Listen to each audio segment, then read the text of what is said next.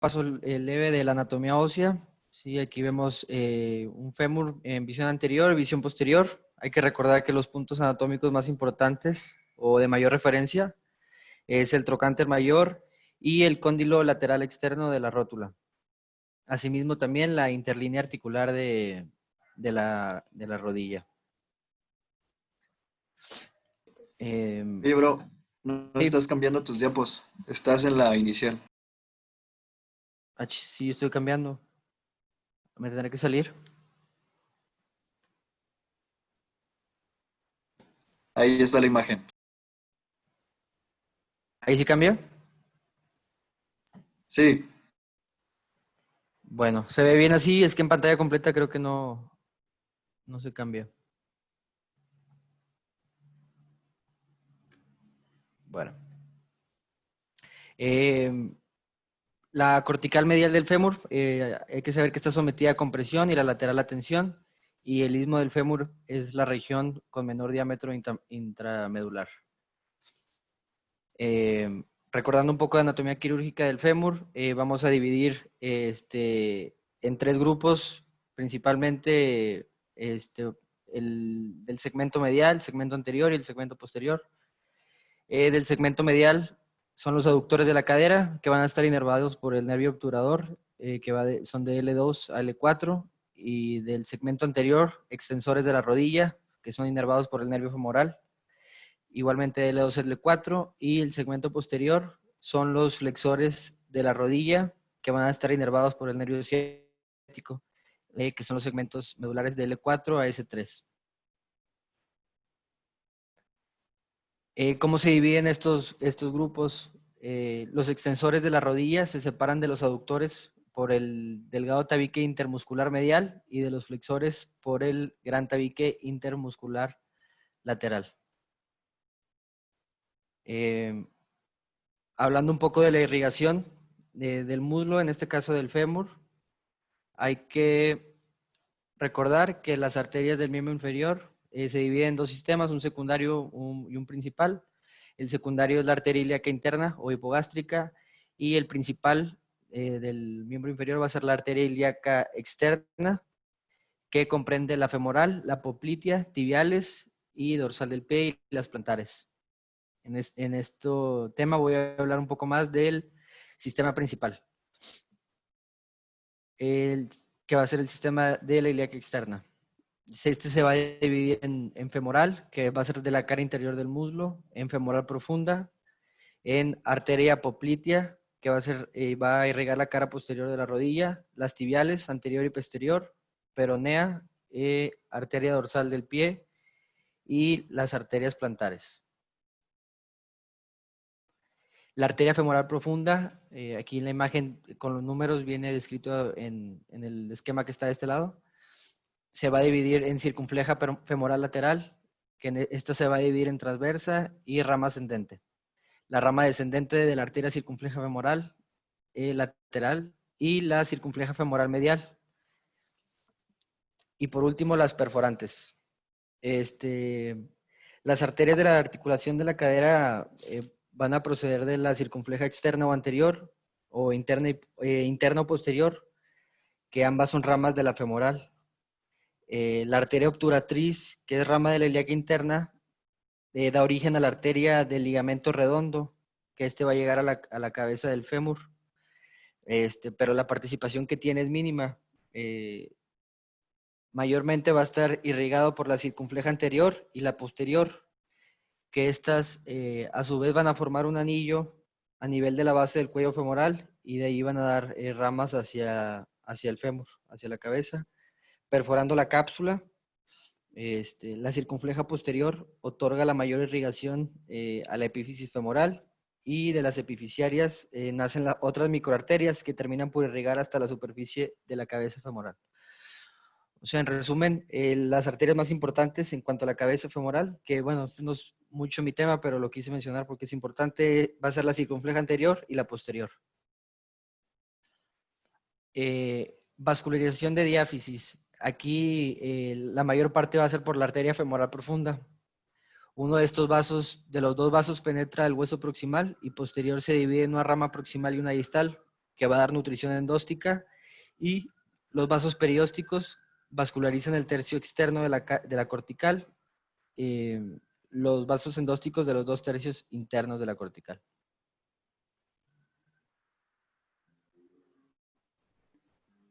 Bueno, en cuanto a las fracturas, ya entrando de lleno, la epidemiología va a ser un 10 a un 30% de las fracturas de cadera entre personas de 20 a 40 o mayores de 60, que son los rangos de edad. El mecanismo de lesión va a ser de baja energía en ancianos por alguna caída menor, por la osteoporosis, y en adultos jóvenes son mecanismos de alta energía, mayormente en accidentes de tráfico y hasta un 10% en proyectiles de arma de fuego. Las fracturas subtrocantéricas patológicas van a ser de un 17 a un 35%. La valoración clínica. Entonces, son mecanismos de alta energía. Hay que hacer una evaluación traumatológica completa. El paciente se va a presentar con incapacidad de la deambulación, va a presentar deformidad en el muslo, dolor a la movilización en la cadera, y puede haber tumefacción proximal. Hay que evaluar lesiones asociadas en jóvenes, vigilar la hemoglobina y hacer una correcta valoración neurovascular. También es importante recordar que puede haber un daño importante en partes blandas, entonces hay que hacer una buena exploración clínica buscando daño en este tejido. Las fracturas abiertas van a ser muy poco frecuentes o menos frecuentes debido al alto recubrimiento que otorga las partes blandas al fémur. Para el diagnóstico por imagen, la valoración va a ser con una radiografía P de pelvis y lateral de cadera y fémur. Debemos incluir en esta valoración articulaciones vecinas para que no pasen inadvertidas fracturas del cuello femoral o epífisis tibial, recordando que habitualmente en pacientes jóvenes estas fracturas se deben a impactos de muy gran energía. Entonces, pues hay que hacer un examen minucioso buscando daño en alguna otra estructura. Muy bien. Clasificación. Vamos a tener varias clasificaciones, la de Fielding, Seinsheimer, Russell Taylor y la de Lao. Hablando primero de la de Fielding, esta se va a basar en la localización del trazo primario de fractura en relación al trocánter menor. La tipo 1 va a ser exactamente al nivel del trocánter menor. La tipo 2 son 2.5 centímetros por debajo del trocánter menor. Y la tipo 3 son 2.5 centímetros a 5 centímetros por debajo del trocánter menor. La siguiente clasificación es la de Seinsheimer. Esta se va a basar en el número de fragmentos óseos y en la localización y la forma del trazo de la línea de fractura. El tipo 1 en Seinsheimer va a ser una fractura no desplazada o cualquier fractura con 2 milímetros de desplazamiento de los fragmentos, independientemente del patrón. En la tipo 2, aquí se alcanza a ver un poco, está chiquita esta imagen, va a ser fractura en 2 fragmentos. Esta a su vez se divide en 2A, 2B y 2C. La 2A es una fractura transversa del fémur en 2 fragmentos. La 2B es una fractura espiroidea con el trocánter menor incluido en el segmento proximal. Y la 2C es una fractura espiroidea en 2 fragmentos con el trocánter menor incluido en el segmento distal. Aquí hay un patrón de oblicuidad invertida. Y la tipo 3 es fractura en 3 fragmentos. También igual se divide en 3A y 3B. La 3A es una fractura espiroidea igual, pero este va a ser en 3 fragmentos, en la cual el trocánter menor es parte del tercer fragmento, que presenta una espícula cortical inferior de longitud variable. En la 3B va a ser una fractura espiroidea en 3 fragmentos del tercio proximal del fémur, igual siendo el tercer fragmento, un fragmento en ala de mariposa. Tipo 4 es una fractura conminuta con 4 o más fragmentos. Y el tipo 5 va a ser una fractura subtrocantérica, pertrocantérica, incluyendo cualquier fractura subtrocantérica con extensión al trocánter mayor.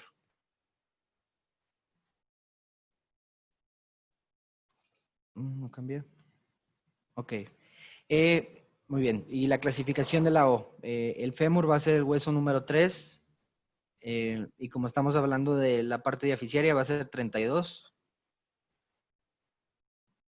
Y aquí vemos los tipos. La primera va a ser una fractura simple, un trazo simple, 32A, con cuña 32B y fractura multifragmentada 32C. Esta se va a dividir, depende del trazo.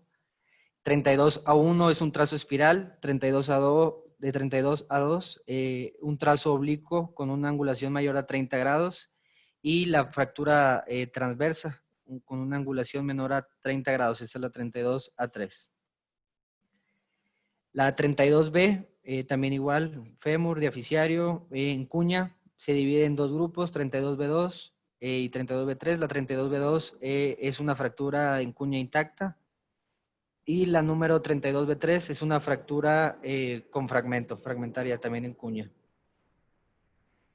32C, estas son fracturas igual, fémur, diaficiario, multifragmentadas. La 32 se divide en C2 y C3. La 32C2 es multifragmentado, pero es igual un segmento intacto. Y en la C3, 32C3, es fractura segmentada, perdón. Muy bien. El tratamiento, pues leí un poco del conservador, que pues es muy raro. La mayoría son quirúrgicos. En el caso aquí conservador, se puede hacer una tracción esquelética con flexión de cadera y rodilla, 90 grados en rodilla, 90 grados en cadera y yeso pelvipodálico. Este tratamiento está reservado para ancianos no candidatos a la cirugía y niños. También adultos asociados a elevada morbimortalidad, pseudoartrosis, retardo de consolidación, consolidación en mala posición, deformidad y acortamiento. Perdón, es lo que podría ocurrir con el tratamiento conservador. Muy bien. Bueno, en cuanto al tratamiento quirúrgico, pues primero tenemos que hacer una planeación preoperatoria. Normalmente en este tipo de fracturas no se necesita una planeación muy exhaustiva, pero las fracturas más complejas sí requieren un análisis un poco más minucioso. Entonces hay que tener, primero que nada, radiografías de buena calidad en 2 planos. Y en fracturas muy complejas nos puede ayudar compararla con la otra extremidad. Los objetivos principales del tratamiento quirúrgico serán corregir el acortamiento, la desviación axial, que es la deformidad, el anterrecurvatum, el varo y el valgo, y la rotación. Bueno, aquí son unas posiciones en las que se puede colocar al paciente en el quirófano. Y depende del cirujano. El enclavado intramedular es el método más habitual. Puede ser anterógrado o retrógrado. En este tipo de fracturas se prefiere el clavo anterógrado. Y los beneficios sobre la placa del clavo son que tiene menor exposición y disección, infecciones, menor cicatriz, menor estrés tensor y cizallamiento.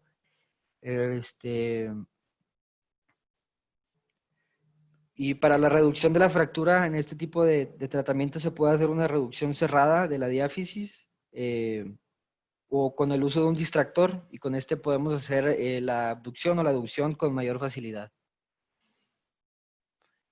Aquí la consolidación en el clavo intramedular o en el clavo intramedular es de más del 95% y tiene muy baja tasa de refractura. Muy bien. Para las vías de acceso en el tratamiento quirúrgico, hay que recordar que pues, las estructuras blandas más importantes en la cara lateral o el lado externo del muslo van a ser la fascia lata, la cintilla iliotibial y el músculo vasto externo, que en conjunto estas estructuras actúan como un tirante. Y según la elección del acceso quirúrgico, en técnicas mínimamente invasivas, el vasto externo se puede rechazar ventralmente desde la línea áspera. Si vamos a realizar un enclavado intramedular, anterógrado, se puede hacer una pequeña incisión longitudinal de 3 a 5 centímetros. Esta va a estar localizada entre 12 a 15 centímetros proximal a la punta del trocánter mayor. Y si se va a colocar una placa, pues tiene que hacer un punto de entrada más grande, que este se encuentra en el punto, se localiza en el cóndilo femoral externo, donde se va a practicar una incisión anteroexterna de 3 a 5 centímetros. Muy bien, para la elección del implante, hay que tomar en cuenta esto que menciono aquí, que uno es la localización y el tipo de fractura, el tamaño del canal medular y la presencia de otros implantes que ya tenga el paciente, el estado de las partes blandas, como lo comentaba, que es muy importante, el estado general del paciente, la preferencia y experiencia del cirujano y obviamente pues, la disponibilidad de implantes o instrumental que tengamos. La radiografía intraoperatoria también hay que tomarlo en cuenta. Para las fracturas subtroncantéricas, en este caso, debemos decidir entre la placa condilia, el tornillo dinámico condilio, el DCS, el clavo proximal femoral y el clavo sólido. En fracturas diaficiarias, el tratamiento de elección es el enclavado intramedular. Las fracturas simples tipo A y tipo B del tercio medio se fijan preferentemente con el clavo universal o con el clavo canulado tras un fresado del canal y obviamente su bloqueo, mientras que las más complicadas, como el tipo C y las distales, es preferente igual estabilizarlas con un intramedular canulado. Muy bien. Pues en los casos de osteosíntesis que vayamos a utilizar placa en el fémur, utilizaremos la LC-DCP, la placa DCP bloqueada de 4.5, la placa condilia larga o el DCS normal. En afecciones grandes de tejidos blandos, preferentemente usamos primero un fijador externo, ya que este produce menos afectación local y sistémica. Esto es en pacientes pues, politraumatizados, pacientes que están un poco más graves. Aunque debido al riesgo de infección de los tornillos, los de Chance, la conversión a una fijación interna normalmente se debe realizar de 1 a 2 semanas posterior a la colocación del fijador. Aquí podemos ver el D, que es el clavo femoral proximal. Este clavo es el implante mejor aceptado en fracturas inestables o en hueso osteoporótico. También se puede utilizar el sistema de estabilización menos invasivo o LIS, la placa LIS, con tornillos que se bloquean en un ángulo fijo que nos da la placa.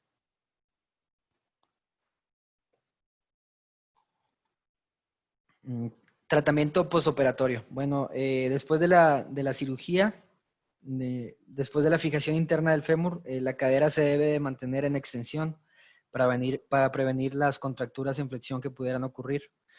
Y es de gran utilidad mantener la extremidad con una angulación 90 grados para prevenir las contracturas igualmente y facilitar la movilidad de la rodilla posterior.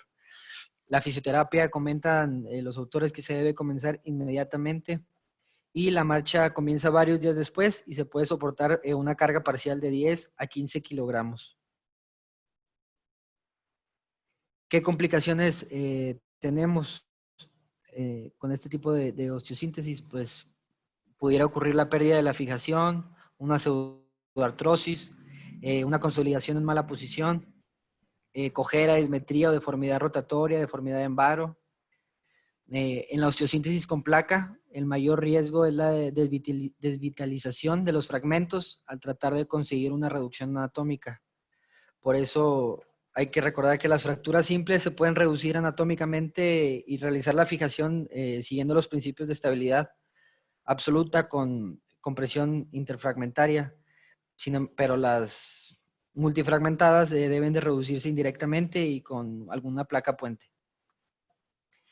En complicaciones también subtroncantéricas, el mayor peligro es la fatiga de la placa, sobre todo si no existe soporte óseo. En estos casos, pues podemos utilizar injerto para conseguir la consolidación Vamos a ganarle la carrera a la fatiga y primero conseguir la consolidación de la fractura. Muy bien. Bueno, en fracturas de fémur distal, vemos que la epidemiología va a ser un 7% de las fracturas de fémur. Es más común en mujeres, ancianas por osteoporosis. En jóvenes igual son traumatismos de alto impacto por accidentes de tráfico. Y las fracturas abiertas, en este caso va a ser de un 5 a un 10%. Como lo comenté, pues el mecanismo de lesión es de alta energía en jóvenes por carga axial en varo, valgo o en rotación. Y en los ancianos va a ser caída sobre la rodilla en flexión. ¿Con qué clínica se nos van a presentar este tipo de pacientes? Pues primero con la incapacidad de la deambulación, con tumefacción, deformidad evidente, hay mucho dolor y hay que hacer una valoración neurovascular pues minuciosa. Sería necesario verificar el estado de la arteria hipoplitea porque en este caso en este tipo de fracturas puede estar comprometida. Hay que buscar los pulsos, ver palidez, etc. Si se asocia a herida punzocortante de tejidos blandos, es recomendable realizar un TAC de rodilla. Bueno, en realidad en todo este tipo de fracturas pues es recomendable hacer un TAC porque compromete la articulación. En los estudios de imagen, pues es la API lateral de fémur y fémur distal a 45 grados. Se pueden hacer, como comenté hace rato, radiografías contralaterales para la planeación. Si es intraarticular, pues se recomienda el TAC. Y si hay lesión de tejidos, una resonancia magnética. Si hay luxación de rodilla, como lo comenté por la arteria poplita, pues sería recomendable hacer una arteriografía.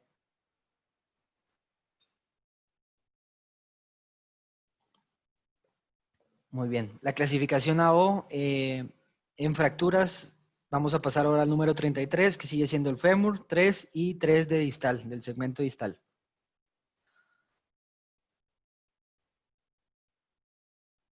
Muy bien. La 33A va a ser una fractura completamente extraarticular. 33B es una fractura parcialmente articular y 33C, perdón, una fractura completamente articular. Esta a su vez pues, se dividen en subgrupos. La 33A, como lo comentaba ahorita, que es extraarticular. La 33A1.1 es del grupo de fracturas de avulsión 33A1 y el subgrupo es el epicóndilo lateral. Entonces, avulsión en epicóndilo lateral es 0.1 y en el cóndilo medial es 0.2. 33A1.1 y 0.2.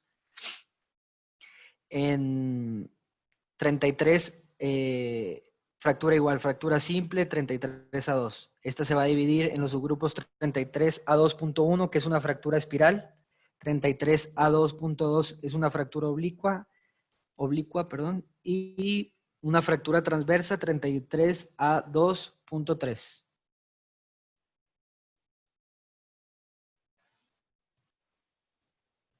Y los subgrupos de la multifragmentada o en cuña van a ser 33A3.1, que es una cuña intacta, sin desplazamiento. 33A3.2 es fragmentada y 33A3.3 es multifragmentada, una fractura multifragmentada. Entonces pasamos a la 33B, que es la B de parcialmente articular. Aquí ya hay compromiso de la articulación. Se va a dividir, el primer grupo es en el cóndilo lateral, sagital a la fractura de 33B1 y el punto 1 se lo va a dar si es el trazo simple. 33B1.2 y 33B1.3. En el siguiente grupo, 33B2 es en el cóndilo medial, igual 33B2.1 con trazo simple y 33B2.2, 33B2.3 una fractura fragmentada y la 33B2.2 no fragmentada.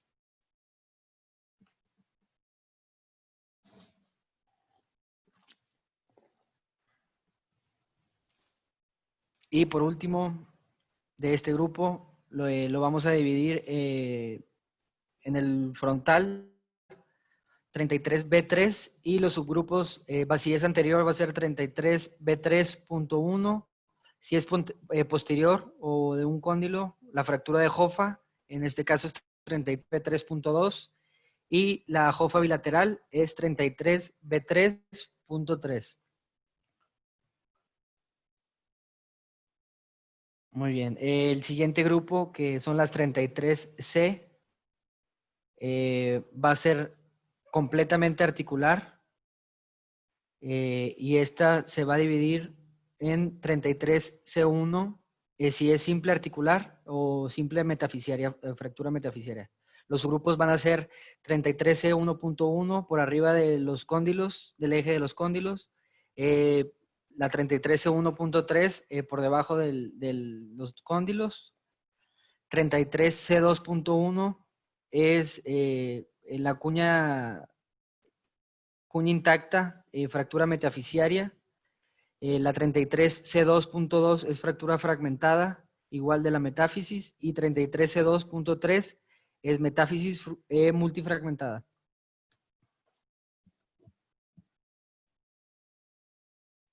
Y estos se van a dividir igual en las multifragmentadas. En las 33C3 va a ser .1 simple metafisiaria, 33C3.2 en cuña o cuña metafisiaria, y la 33C3.3 es multifragmentada metafisiaria. Esta pues es la fractura más complicada. En las fracturas de diáfisis también habla del tratamiento conservador, que pues es muy raro. Este lo podemos usar en fracturas no desplazadas o fracturas incompletas, impactadas estables en ancianos, osteopenia grave o comorbilidades importantes, y algunas por proyectil de arma de fuego. Fracturas estables, va a ser con movilización con ortesis de rodilla y carga parcial, y en las desplazadas pues se puede dejar de 6 a 12 semanas de inmovilización con yeso, y pues el paciente tiene que aceptar la deformidad residual y seguido se puede practicar una ortesis. Tratamiento quirúrgico. Bueno, pues es el más recomendable en este tipo de fracturas. Podemos usar tornillos en patrones articulares parciales. La placa clavo condilio de 95 grados es el implante más estable, pero técnicamente el autor comenta que es el más complejo. El tratamiento quirúrgico en este tipo de fracturas pues consiste en la reducción y en la fijación quirúrgica de la fractura. Y los propósitos principalmente va a ser la reconstrucción anatómica de las superficies articulares, además de la fijación estable de los cóndilos en la diáfisis femoral y la movilización precoz posoperatoria, como en la fractura subtrocantérica o diafisiaria. En fracturas abiertas, con lesiones importantes de tejidos blandos, en la que sea necesaria la demora de la intervención definitiva en pacientes que están en cuidados intensivos, en politraumatizados, el puenteo articular con fijación externa, pues es un método rápido y puede ser efectivo. El abordaje, bueno, el abordaje en este tipo de fracturas diafisiarias de fémur, se puede usar el abordaje lateral de fémur, distal o abordaje parapatelar. El acceso externo de este tratamiento pues nos simplifica la reducción anatómica de la diáfisis y de la zona metafisiaria, con la desventaja de que pues tenemos una extensa exposición de los tejidos blandos y hay que pues, desperiostizar un poco más. En caso de fragmentación intraarticular, donde se necesita realizar una reconstrucción de la congruencia articular, podemos hacer una incisión pararotuliana más anterior, en la que desplazando la rótula inferiormente, pues se nos va a facilitar la reconstrucción de los cóndilos. También puede usarse para introducir una placa DCS o una placa LIS. Y pues el acceso con desinserción de los tendones, del tendón rotuliano en este caso, pues es muy raro, solo se utiliza en circunstancias muy excepcionales. Muy bien. La reducción con tornillos y DCS. Pues primero, el principio fundamental en el tratamiento de estas fracturas distales de fémur se basa en la reducción de los fragmentos articulares, pero esto es bajo visión directa. Después la estabilización temporal con clavillos Kirchner y posteriormente la fijación definitiva se va a conseguir mediante la compresión de los fragmentos con tornillos de tracción. Habitualmente van a ser tornillos de esponjosa, se pueden utilizar tornillos de 6.5 milímetros o puenteando el defecto con tornillos de cortical sin compresión. En este tipo de reducción con tornillos se utilizan tornillos grandes, tornillos pequeños, tornillos canulados, no canulados, para poder realizar la reconstrucción del bloque articular en los cóndilos. Excepto en las fracturas tipo B, la estabilización de la fijación puede aumentarse con una placa de sostén. Nos serviría más una placa de sostén. Muy bien. La fijación con el DSS. En el tratamiento de las fracturas más complejas y fracturas intraarticulares simples, la placa condilia o el DSS son tratamientos muy efectivos, fiables, efectivos. Después de fijar los fragmentos articulares, el tornillo condilio lo vamos a insertar sobre una aguja guía correctamente colocada. Esto pues, se recomienda que se haga bajo control radiográfico. La placa DCS se va a deslizar por debajo del vasto externo a lo largo de la línea áspera del fémur y la placa se va a adaptar al fémur y después al tornillo condilio. La placa condilia se puede aplicar de la misma forma, pero las incisiones pues, van a ser más largas y hay que levantar ahí el vasto externo.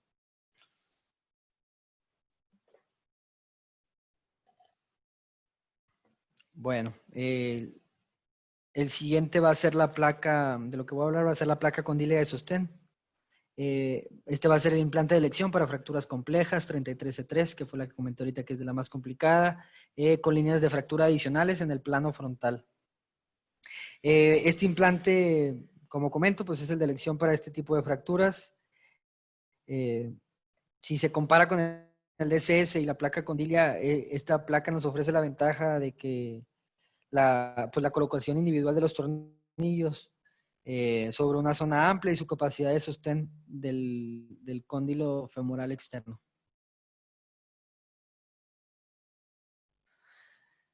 El clavo retrógrado, perdón. Este clavo va a ser apropiado para cierto tipo de fracturas, como son las extraarticulares 33A y en ocasiones también para las fracturas más simples.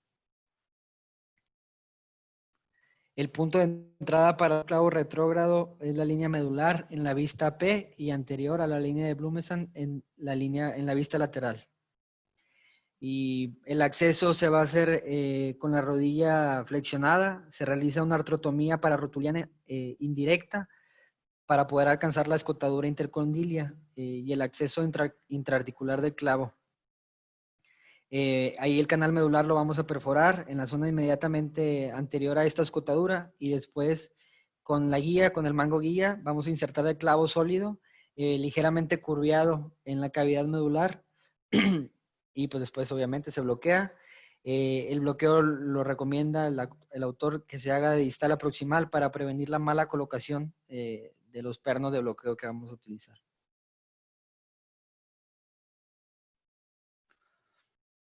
Aquí en este caso la placa LIS no va adherida al hueso y esto va a disminuir la posibilidad de, bueno, está bien mal escrito, del aporte de perióstico. Las ventajas, pues que va a tener una mayor área para colocar los tornillos y una mayor estabilización lateral, como lo había comentado. Y previene el varo porque tiene estabilidad angular. Los tornillos pues ya tienen para colocarse angularmente tornillo placa.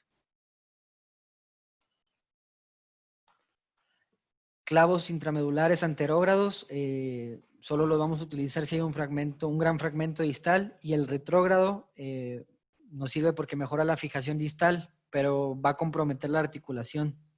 Y recordando que el fijador externo pues solo es temporal. El injerto, el injerto esponjoso raras veces, perdón, va a ser necesario en este tipo de fracturas, siempre y cuando la fractura metafisiaria no se haya expuesto y devitalizado, si no, pues sí vale la pena utilizar injerto óseo durante la intervención. Sin embargo, este injerto está más indicado para estimular la formación en pérdidas óseas más extensas y para crear estabilidad dentro del cóndilo que tiene conminución. Complicaciones en este tipo de fracturas, pues obviamente infección, etcétera, pero lo que yo quería comentar son los defectos de alineación, que es el defecto de alineación el axial o rotacional. El axial, pues son problemas típicos en este tipo de fracturas y es por la tracción muscular de los gemelos y del aductor mayor. Gracias a esto, pues va a existir el riesgo de genu recurvatum con la siguiente hiperextensión de la rodilla. Vamos a tener hiperextensión de la rodilla y laxitud de la misma. La flexión de la rodilla durante el tratamiento quirúrgico, pues disminuye este tipo de complicación. Y los defectos de alineación en varo son más frecuentes después de fijar con la placa condilia o con DCS que con las placas de sostén. Entonces es más recomendable para evitar los defectos de alineación en varo, las placas de sostén. Y si el punto de inserción del DCS se sitúa, lo ponemos muy posterior al bloque condilio, pues esto va a hacer que se desplace hacia adentro, produciéndonos el varo. Con el clavo retrógrado, todos este tipo de complicaciones pues disminuyen, son menos frecuentes, porque cuando se coloca en quirófano, normalmente la rodilla debe estar en flexión y esto permite pues una autorreducción, por así decirlo, parcial. Sin embargo, en muy pocas fracturas pues existe la indicación del enclavado intramedular. Son más comunes el DCS, las placas de sostén o la placa condilia. Y sería todo. No sé si tengan alguna duda.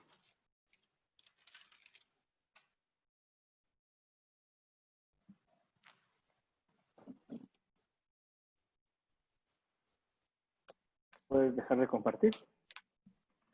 Quiero ver sus caras de terror. Bueno, sí, yo sí tengo varias preguntas.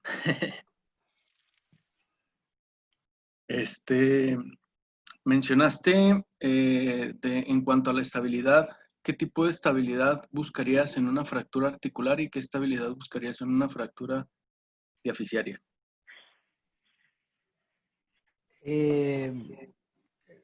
¿Cómo se refiere a estabilidad absoluta o...? Ajá, absoluta o relativa.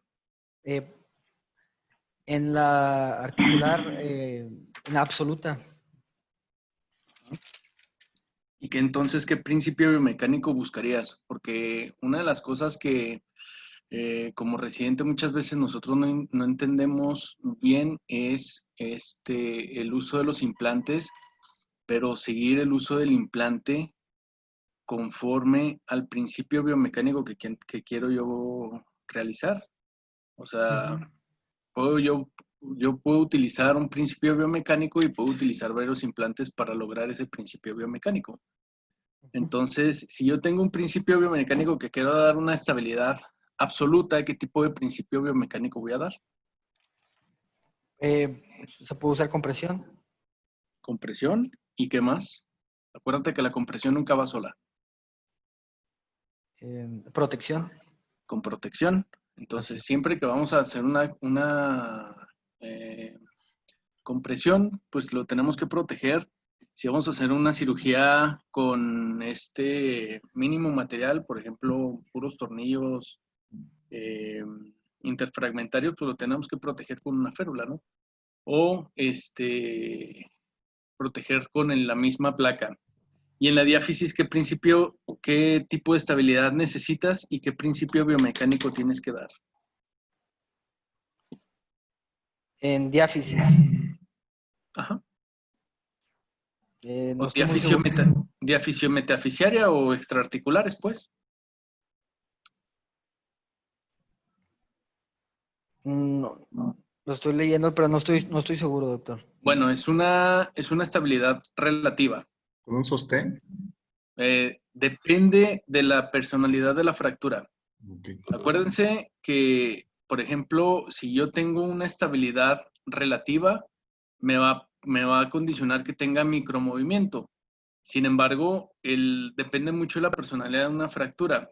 Si yo tengo una fractura de un trazo simple, le puedo dar compresión con protección, le puedo dar tirante, dependiendo de lo que yo quisiera dar. Acuérdense que cuando tenemos una fractura multifragmentaria, que hay pérdida del soporte óseo, le tengo que dar sostén. Por tal motivo, puedo yo utilizar, por ejemplo, un clavo para dar sostén, o puedo dar también un clavo para dar protección. ¿Cómo lo haría? Pregunta abierta, pues, a todos. Primero, perdón por interrumpir. Primero, deja de compartir, Pedro. Sí, doc. Y el resto, activen sus cámaras, por favor.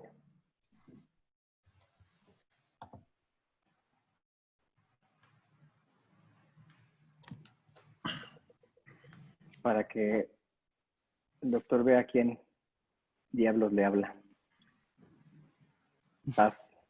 Ahora sí, perdón, continúa con las preguntas. No te preocupes. Pues estaba para todos. ¿Cómo yo logro, por ejemplo, con un clavo, dar un sostén, o cómo logro dar con un clavo, el mismo clavo, un principio de protección?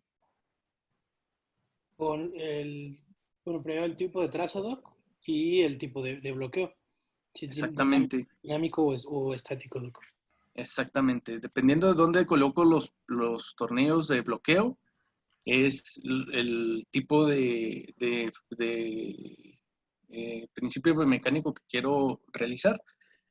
Eso obviamente depende, pues, también del trazo de fractura, ¿verdad? Si yo tengo un trazo de fractura simple y le pongo un clavo, pues le puedo poner nada más el tornillo de dinámico y, pues, teóricamente lo puedo poner a caminar inmediatamente. Ya me están viendo. Sí. Sin embargo, pues, no sé ustedes, pero nosotros todavía no ponemos a caminar hacia los pacientes.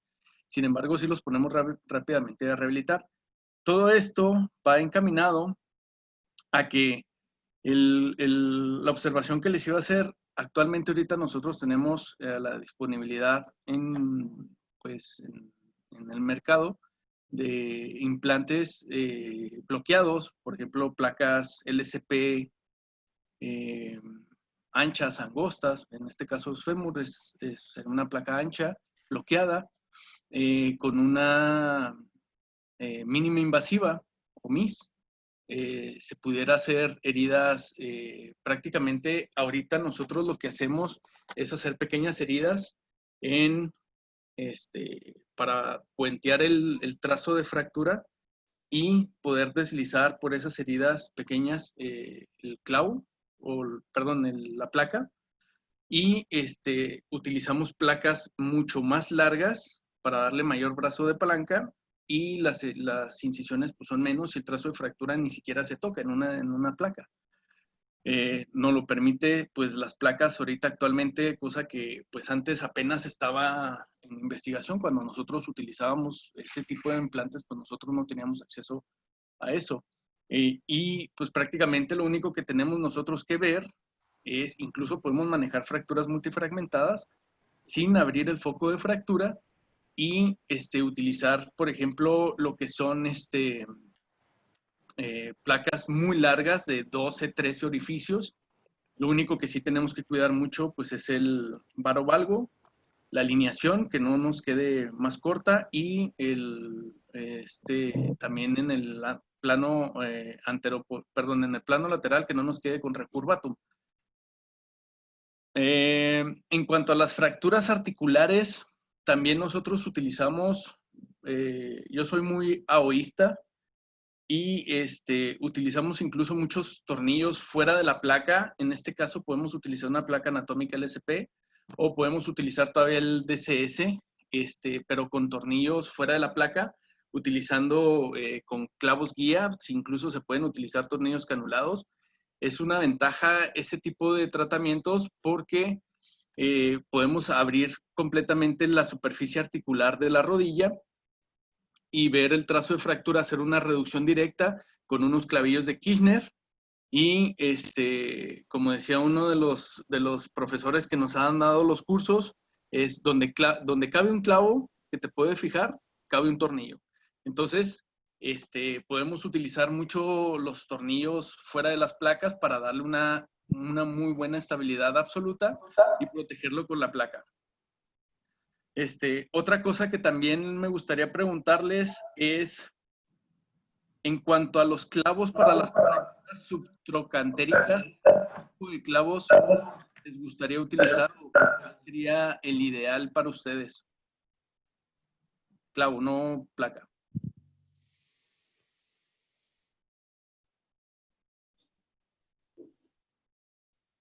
Pues usamos el de Smith, el de anterógrado. Tenemos la disponibilidad del corto con bloqueo a cuello o con bloqueo a diáfisis. Normalmente en las subtrocantéricas nos vamos con bloqueo a cuello. Excelente. Nada más tengan mucho cuidado con ese clavo porque hace mucho efecto Z. Entonces, lo que nosotros normalmente utilizamos, volvemos al comentario que les había hecho el jueves, no me acuerdo qué día me conecté con ustedes, no, el viernes. Por lo general nosotros utilizamos, yo en el ISSSTE utilizo las DCS siempre, porque es lo que me dan, incluso a veces hasta placas LSP, pero pues es lo que tengo, ¿no? Pero lo ideal sería, por la biomecánica de la fractura, es utilizar un clavo tipo PFNA, pero no todos los PFNA. De hecho, el mejor clavo que hay ahorita para fracturas de cadera, pues es el Intertan, por su forma estructural que tiene una forma muy específica en su forma del clavo, que le da muchísimo más estabilidad que incluso cualquier otro clavo. Entonces, para caderas, pues es el boom, ¿verdad? Nada más que, pues, ese clavito, pues, cuesta 45 mil pesos. Perdón, doctor, ¿qué clavo? ¿De El tartán? Intertan.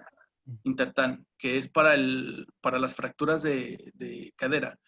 Sin embargo, normalmente nosotros llegamos a utilizar para este tipo de fracturas los clavos tipo PFNA,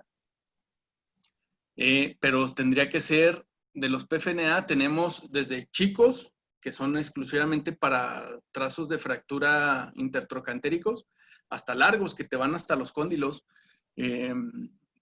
del fémur. Y esos, pues ya dependiendo de la medida, hay desde 180, 240 o hasta 320 milímetros, pues, o 32 centímetros. Y normalmente utilizamos el más largo de los cortos, que vendría siendo el de 18 centímetros, o el más corto de los largos, que vendría siendo entre 20 y 22 centímetros, para este tipo de fracturas. Sin embargo, se asocian mucho este tipo de fracturas con estos clavos a un cutout o a un cutroot, principalmente un cutout. Entonces, lo que normalmente nosotros también hacemos es, cuando llegamos a tener una fractura subtrocantérica multifragmentada, hacemos una cosa que se llama corticalización, que es poner, por ejemplo, una placa tercio de caña de 4 orificios, 5 orificios, para que agarre la cortical anterior o lateral, y en base, nada más es para que agarre la pura cortical. Entonces son tornillos muy cortos, de 12, 14 milímetros, lo más largo, para que pueda caber el clavo, y ahí dejamos la placa y ya le ponemos la hoja hacia la cabeza. Y pues teóricamente también con estos clavos pues los pondríamos a poner a caminar tan rápido, ¿verdad? ¿Qué más?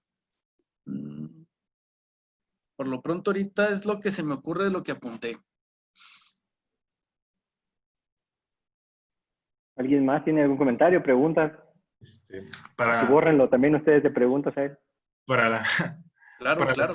Los R1 es muy importante lo que mencionó el doctor de las primeras preguntas que hizo al inicio. Bueno, todo, pero pues, en el respecto al PUEM, porque fue una pregunta constante, incluso parecía a veces la misma pregunta de la compresión dinámica o estática de los clavos intromedulares y con cuántos tornillos, dependiendo de los tornillos, si era bloqueado o no bloqueado, y dependiendo del bloqueo, si la compresión era dinámica o estática. Esa fue una pregunta que a mí, la verdad, sí me confundió mucho en el PUEM.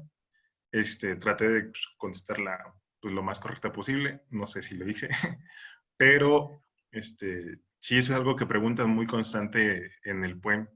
Mucho preguntaron de clavos centromedulares. Y pues de una vez, pues, tanto para que les sirva pues, en general para la práctica médica, como para el PUEM y el departamental, de las preguntas, idealmente, ¿en cuánto tiempo, para los R1, pues, cuánto tiempo se debe de fijar una fractura diafisaria de fémur si el paciente está hemodinámicamente estable? Dani, Pedro, quien quiera. Se puede hacer inmediatamente. Inmediatamente. Sí, pero bueno, el lapso de periodo, o sea, ¿cuál sería el tiempo ideal? Sí, obviamente inmediatamente, pero digamos... 24 a 72 horas. No, 72 horas, no sería en las primeras 24 o 48 horas. Es una pregunta, esa me parece que esa es del departamental. Y la otra, en un paciente que está hemodinámicamente inestable, inicialmente, ¿cuál sería, con qué material de osteosíntesis estabilizarían la fractura? Podría ser con un fijador externo. Así es.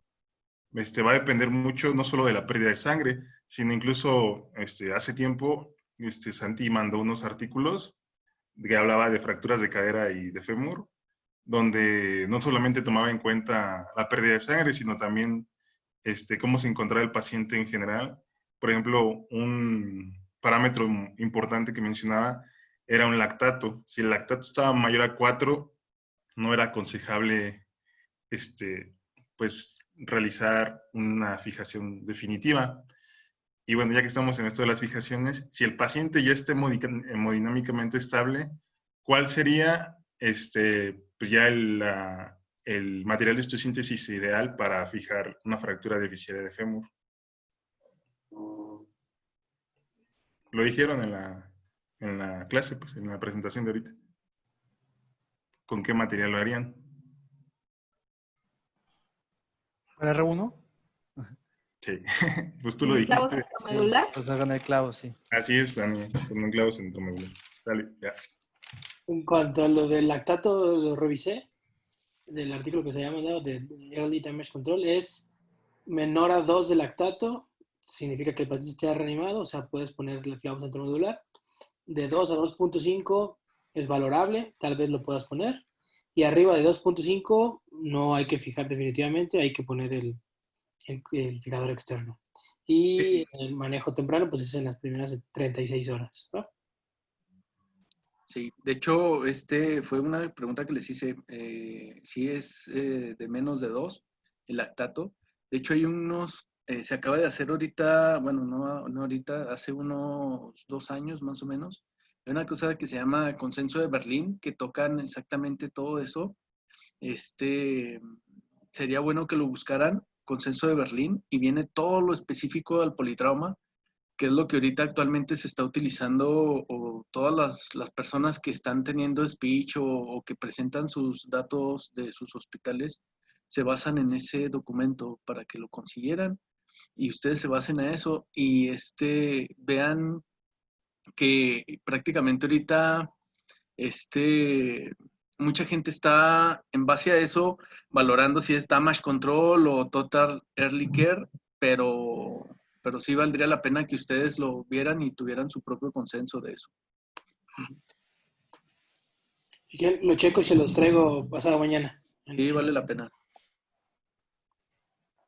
Bueno, quería comentar también de lo de 2.5 que decía Santi. Yo leí un artículo que efectivamente decía que debajo de eso se podía realizar y que si no era mejor primero estabilizar al paciente y hasta después realizar. Pero bueno, ya aparte, preguntas para los R1. Pedro, ¿para qué sirve el diagrama de Koch? ¿Perdón? ¿Para qué sirve el diagrama de Koch?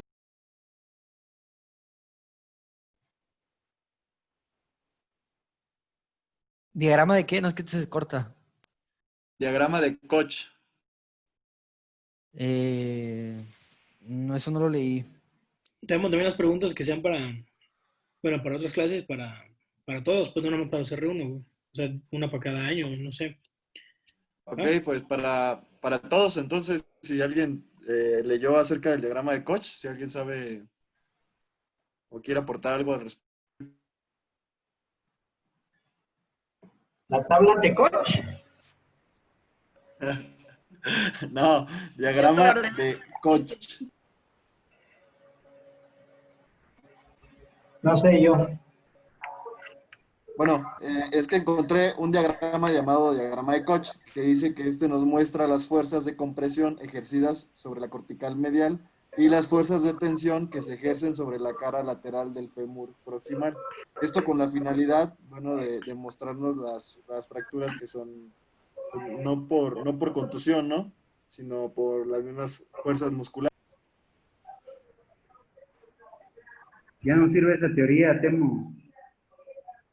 Se sustituyó por la teoría de la banda Está obsoleto. iliotibial, como se hace un tirante, porque era inconsistente con la teoría de Wolff, porque según las fuerzas, el diagrama de Koch indica fuerzas de tensión sobre la cortical lateral, sin embargo, según la ley de Wolff, debería haber hueso trabecular o hueso más débil del lado de la cortical lateral, sin embargo es inconsistente, o debería haber una transición de hueso más denso de la parte medial con un gradiente hacia la parte lateral. Y eso pues derribó esa teoría de Koch. Temo, esa ya no sirve. Se sustituyó por la banda iliotibial, donde dice que el tensor de la fascia lata funge como un mecanismo de tirante para contrarrestar las fuerzas de compresión del eje mecánico del fémur. Ya no sirve el fémur. Ok, gracias, Coach. Mi segunda pregunta es una muy facilita, la mencionó Pedro en su presentación. Se la voy a preguntar a Dani. ¿Cuál es el istmo del fémur? El istmo.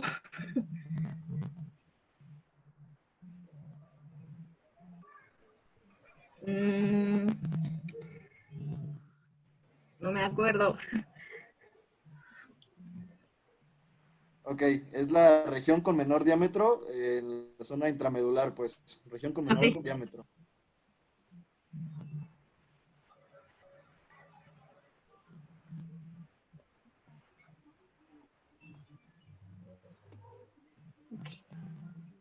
Esta pregunta se las voy a hacer a todos. Si un paciente llega a politrauma, trae fractura transversa de tibia, trae fractura de fémur diaficiario también, las dos son diaficiarias de tibia ipsilateral, y el lactato está entre 2 a 2.5, bueno, se considera politrauma. ¿Qué opción de tratamiento ya el paciente ya lo pueden operar? ¿Qué le pondrían o qué les gustaría poner? Para esto es un paciente que tuvo una fractura de alta energía en moto y tiene 20 años. 20 años. ¿Qué les gustaría ponerle? Caos. ¿Por qué?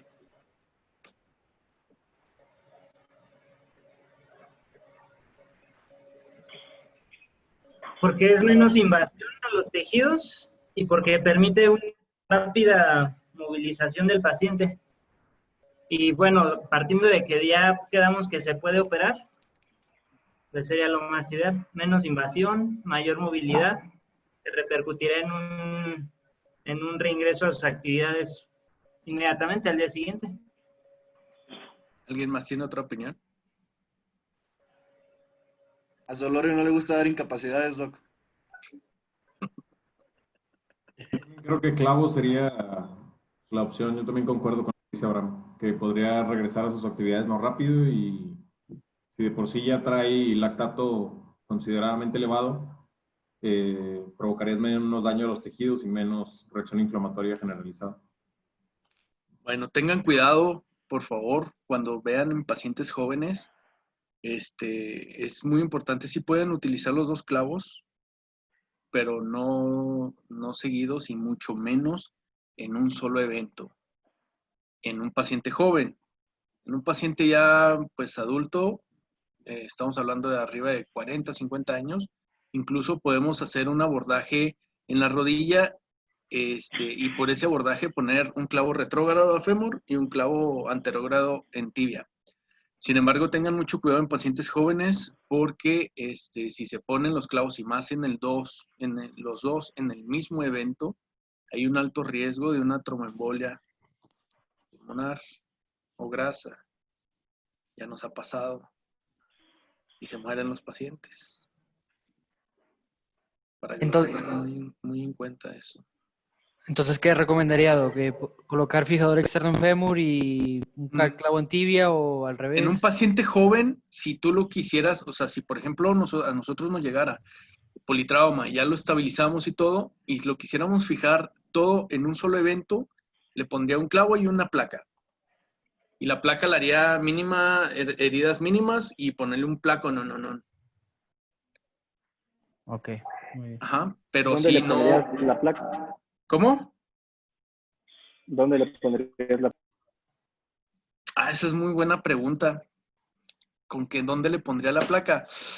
Yo creo que la placa, dependiendo mucho del trazo, si los dos trazos estuvieran transversos o oblicuos, dependiendo el que fuera más sencillo para tratar una placa, ese le pondría la placa. Si los dos estuvieran en las mismas condiciones, yo creo que le pondría la placa al fémur y el clavo a la tibia.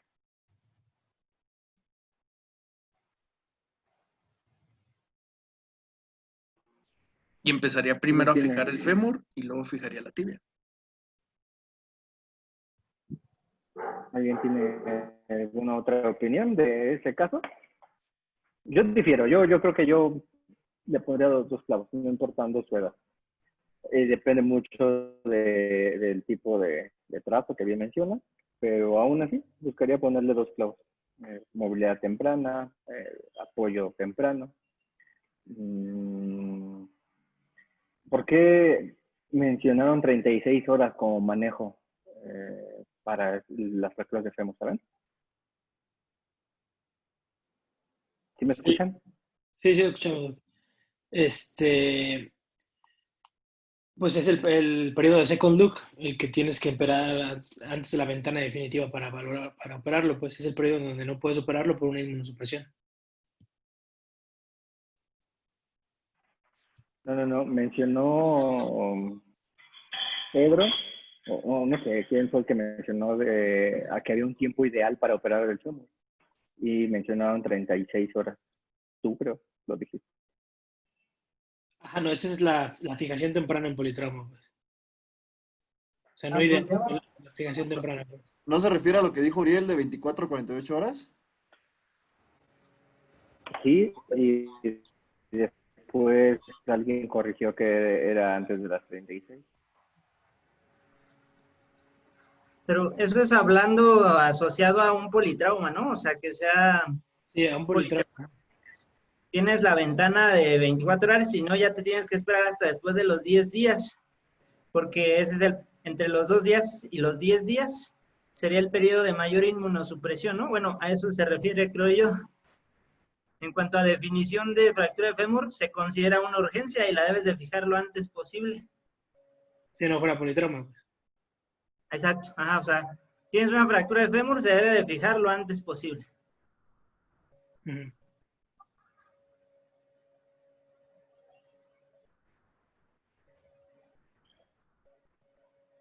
Ok. Bueno, se dice que generalmente a las 36, una fractura de fémur común, a las 36 horas te va a hacer, bueno, la fractura de tibia también, 36 horas te va a hacer una embolia grasa, ¿no? Entonces, aún así, con todo y el riesgo, yo le pondría los 2 clavos. Por ahí también Pedro mencionó las fracturas supracondilias, como de elección, la placa.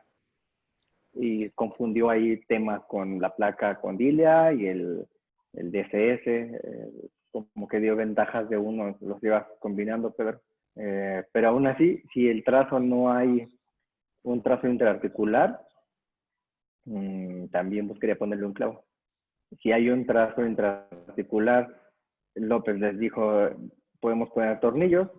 Si hay un trazo interarticular que lo puedes reducir con tornillos y te queda un fragmento suficientemente grande, también buscaría ponerle un clavo retrógrado. No importando que llegue o que invadas a la articulación. Pero el beneficio que te dan los clavos, pues, sí es grande, cuando menos en los dos, tanto en silla como en fémur, sobre todo en fémur. Al igual que las subtrocantéricas. En las subtrocantéricas también mencionaron el uso de los clavos cortos, clavos largos y cosas así. Un clavo corto, en una fractura subtrocantérica no te va a quedar, Luis, lo mencionas, y no te va a quedar porque su brazo de palanca va a ser muy pequeño. Siempre van a ser pernados a la cabeza, como bien dijiste, y para evitar el efecto de Z que mencionaba López, a los que han llegado a entrar conmigo con respecto a los clavos, que se deja el de abajo más largo. En el caso del recón, que es el clavo de Smith que ustedes están poniendo. Los clavos en general yo creo que son buenos, son muy buenos, no importa las marcas. El Intertan también es de Smith & Nephew y su ventaja no es para las fracturas subtrocantéricas, por ahí que apuntaste, Pedro, no, sí, no son para las fracturas subtrocantéricas. Su indicación es para las fracturas transtrocantéricas y su diferencia con el Intertan es que el tornillo de abajo es más largo, más ancho, y el tornillo tiene un tornillo que va arriba y se enrosca con ese mismo tornillo, y ese va a ser el que va a dar la tracción y la compresión en la zona transtrocantérica. Su uso está hecho para eso. Son clavos cortos, son fáciles de poner y están indicados en las fracturas intertrocantéricas. Para una fractura subtrocantérica está bien el Intertan, el PPNA, vaya, hay varios que son buenos siempre y cuando respeten lo que necesitamos, la distancia, todas esas partes del bloqueo. Yo creo que son buenos. Ya dependerá, obviamente no es lo mismo operar a un paciente con un clavo como los que llevaban antes, así hechizos de ahí del hospital, a un clavo de Smith & Nephew. Con un clavo de Smith & Nephew yo sí los pongo a apoyar de inmediato. Con un clavo, vaya, de Pakistán y cosas así, ¿no? Te doy tiempo para que haga un poco más de hueso y posteriormente lo ponemos a caminar.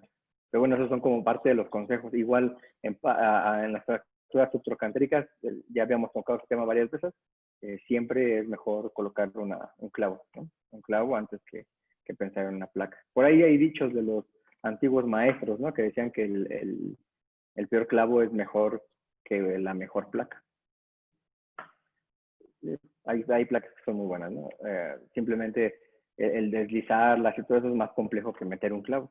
A mí se me hace más difícil el estar deslizando, el ver que quede bien, una mejor reducción, que con el clavo. El clavo siento que es un poco más convencional, pero a lo mejor eso depende de la habilidad de cada cirujano.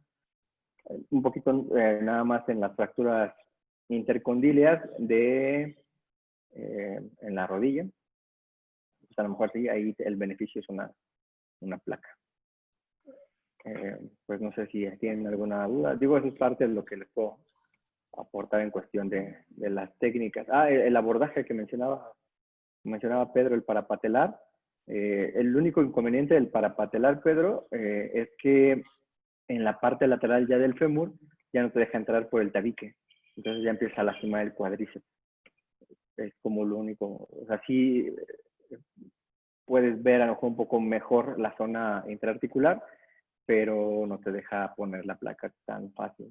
Y en el abordaje lateral que dabas, pues efectivamente tienes que hacerlo un poco más grande, proyectarlo hasta la tuberosidad anterior de la tibia. He visto por ahí que quieren hacer los abordajes laterales, empezando solamente del epicóndilo y hacia arriba del fémur. De ahí del epicóndilo tienen que llevarlo hacia la tuberosidad anterior de la tibia para que puedan desplazar la patela de manera adecuada. Porque si no van a estar batallando y la verdad es que no van a ver nada. Si ya lo abrieron, ya ábranlo bien. O sea, lo mismo, el paciente no les va a dar las gracias ni nada por 2 centímetros menos de herida. Ahí lo que importa es que quede bien, ¿no? No sé, algo más. Hay que ver bien la superficie articular. ¿Tienen alguna, ya no nadie más hizo preguntas? ¿Sus artículos? ¿Quién empieza? Si quieren, como los estoy viendo en la pantalla, yo los voy nombrando, ¿va? Rubí, tu artículo.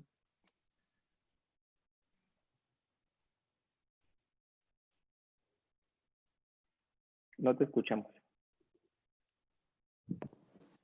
Yo leí 2 artículos sobre la fijación con doble placa para las fracturas supracondilias.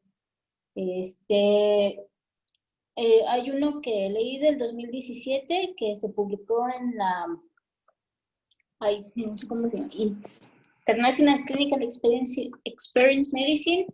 Es un artículo chino del 2017 donde se hizo un estudio con 32 pacientes. Se dividieron en 2 grupos. Un grupo donde se le colocó solo una placa LIS, y el otro se le colocó una placa, le llaman Medial Assisted Weight. Entonces estas son placas más cortas a diferencia de la lateral. Y hay una discrepancia que tenían, que era que al ponerle las 2 placas, pues iba a ocasionar mayor rigidez de los fragmentos, y que quizá tenían en duda de que por eso tuviera mayor retardo en la consolidación. Sin embargo, ya que estas fracturas usualmente tienen alto riesgo de no unión, vieron en la comparación de los grupos que les iba mejor a los pacientes que les había puesto las 2 placas, que consolidaron mejor, empezaron a caminar antes, el rango de movilidad realmente no variaba tanto, y las complicaciones, la principal, que era la no unión, era mucho menor a los que les pusieron las 2 placas. En este artículo, solo uno tuvo no unión en comparación con el otro grupo de estudio, que tuvo, déjenles digo cuántos. Tuvo 5 no uniones y 2 ¿cómo se llama? Desanclajes de material. Y también vieron que el tiempo de consolidación fue mucho menor en los pacientes a los que se le colocó la doble placa. Entonces, yo nunca había visto que les pusieran doble placa en las supracondilias. No sé si alguien lo había checado, lo había leído, pero también encontré otro del 2019 que está por ser publicado en el Journal of Orthopedics, que igual hacen un estudio comparativo y tienen mejores resultados los pacientes que les pusieron doble placa. Entonces, no sé, ¿alguien checó eso o qué experiencia tienen los adscritos?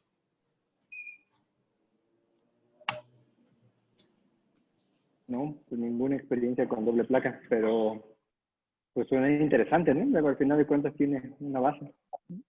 Sí, pueden compartir? Perdón. Chequé varios y sí, chequé como otros 2, 3 respecto a esto, y todos mencionan que disminuye bastante el riesgo de no unión. ¿Qué tipo de trazo eran las fracturas que estudiaron? Multifragmentadas.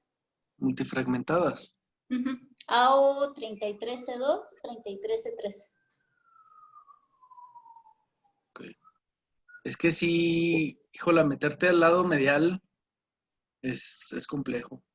Sí, decía que era muy importante valorar en estos pacientes la lesión de tejidos blandos que tenían, que si estaba muy comprometido, lo mejor era o que te esperaras o que solo lo fijaras lateral. Pero que en los pacientes que los habían realizado les había ido mucho mejor con el uso de la doble placa, que les daba mayor estabilidad. Sí he visto pacientes así, pero se genera mucho estrés. Es muy rígido el implante. Sí, es lo que comentaban de la rigidez, del aumento del estrés, pero en los pacientes que checaron, a todos les fue mejor. Mira, aquí les pongo poner ahí está, este es un ejemplo. No sé si lo ven ahí. Entonces, pues dice que les va bien.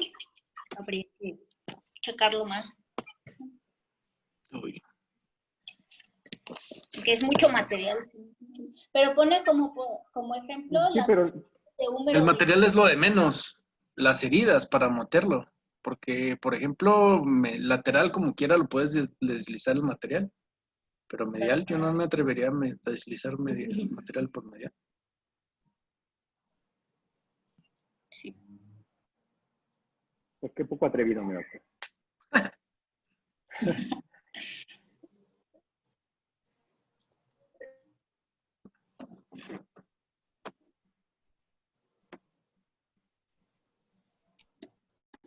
No sé, alguien más.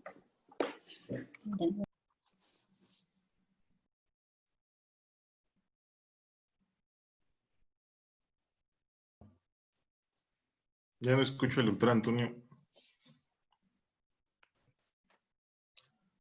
Creo que el doctor Antonio se quedó congelado. Se quedó congelado. Ahí Ya. volvió. Ya, Ya hasta terminé todo. No puede ser. se congeló su imagen, Doc. Sí, sí vi. Todos se congelaron también aquí en la mía, menos yo. Les comentaba que, yo ni me acuerdo qué dije. Ah, bueno, de esa parte de la, que es como difícil a lo mejor mantenerlo con las puras puntas de los tornillos. Por ahí se me ocurre que ellos quisieron resolver ese conflicto. A lo mejor nosotros no se nos presenta tanto porque todavía ponemos tornillos de compresión, ¿no? Nuestras placas no siempre son bloqueadas. Digo, ahora ya utilizamos cada vez más bloqueadas, pero a lo mejor no hemos visto tanto ese conflicto con el cónyuge medial, ¿no?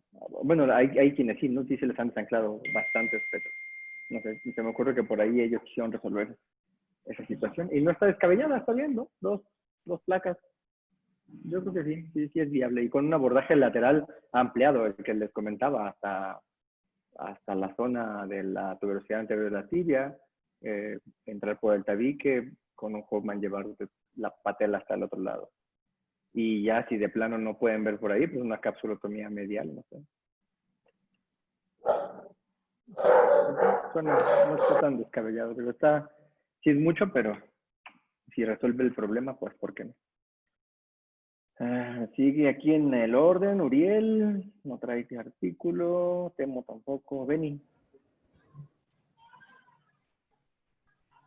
Si quieren pueden compartir su pantalla con respecto al artículo para que, no sé, veamos que no es falso. A ver, déjenme encontrar mi artículo. Paso de la muerte se llama eso.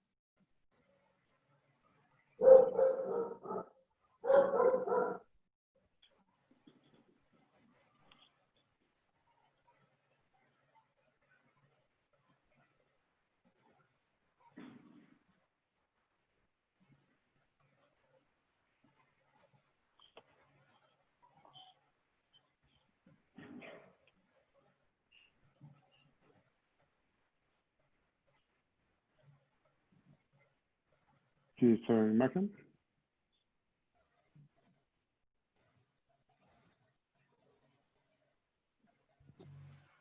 Sí, se debe venir. Ok.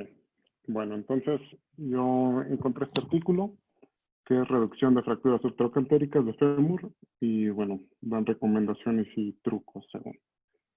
Entonces, primordialmente este artículo habla de que hay que seleccionar bien el material que vamos a utilizar en fracturas subtrocantéricas, no cometer el error de usar materiales como una DCS y bueno, tomar en cuenta que nuestros mejores materiales que podemos usar son las placas bloqueadas y el clavo centromedular. Es un artículo de Richard June y pues bueno, no tiene una población de estudio, simplemente habla sobre pues la colocación de estos materiales y el apoyo sobre, bueno, ellos apoyan mayoritariamente el uso del clavo centromedular, ya que es más rígido, ocasiona un menor brazo de palanca, con esto hay menor tensión, lo que evita la fatiga del material. También al ser más largo, todo la carga se transfiere hacia todo el hueso y bueno, pues, al final igual evita como que se rompa. También nos recomendaban que hay que evitar la medialización excesiva del eje femoral, ya que los músculos abductores como el iliosoas, los rotadores externos, van a ocasionar mucha tensión. Entonces, que si nosotros colocamos este clavo centromedular digamos, muy hacia la pared medial, vamos a ocasionar que también llegue a romperse. Bueno, no tengo aquí seleccionado en el artículo como tal donde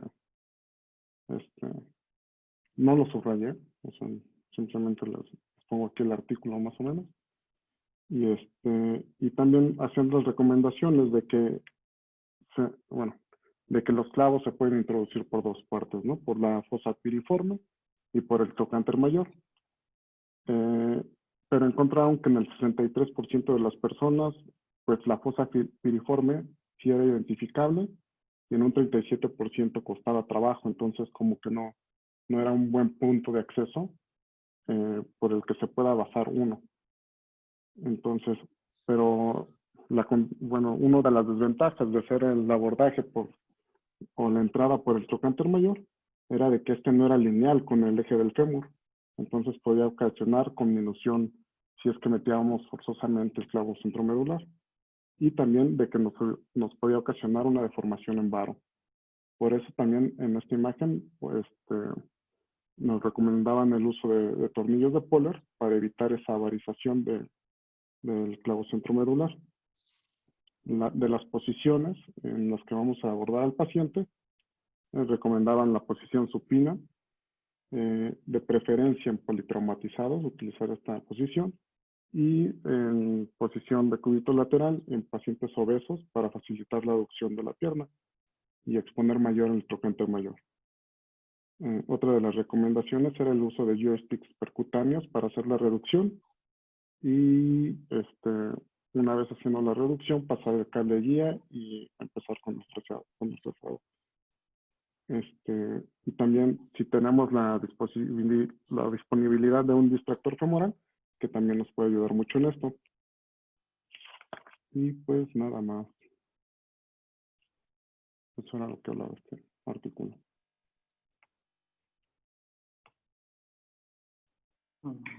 ¿Está bien, no? Déjalo tantito, Benny, por favor.